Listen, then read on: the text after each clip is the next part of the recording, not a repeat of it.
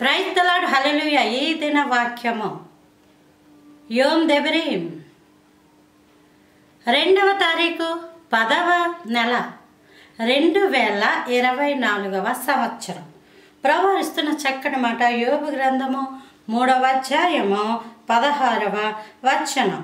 వెలుగు చూడని బిడ్డల వలె లేకపోయి యుందురు. వెలుగు చూడని బిడ్డల వలె అంటే వెలుగు చూడని బిడ్డలు ఉన్నారా? ఉన్నారు.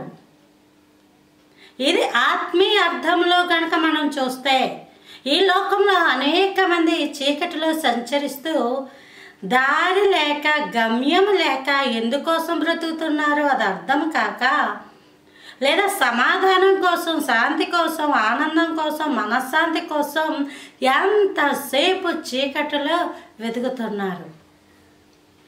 ఎప్పుడైతే అటువంటి వారు వెలుగులోనికి వస్తారో వెలుగులో ఉన్న బిడ్డల వలె ఉంటారు.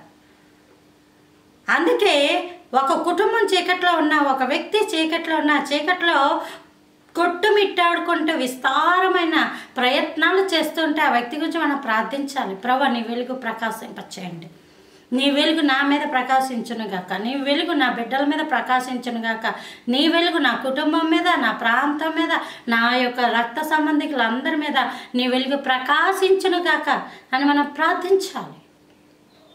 లేకపోతే అనేక మంది వెలుగు చూడని బిడ్డల వలె ఉంటున్నారంట. ప్రభువా, వారికి కూడా వెలుగు దయచేయి అని ప్రార్థించుదాం. అట్టి కృప దేవుడు అందరికీ అనుగ్రహించును కాక. ఈ వెలుగుని హెబ్రూలో ఓర్ అని అంటారు, గ్రీకులో ఫోస్ అని అంటారు. Praise the lord.